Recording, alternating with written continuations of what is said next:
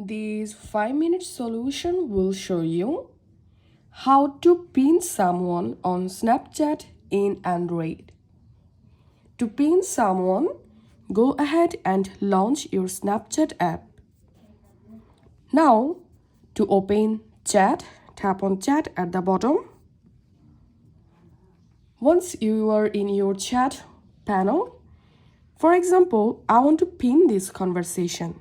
So I'm going to tapping and holding this conversation and tapping on chat settings.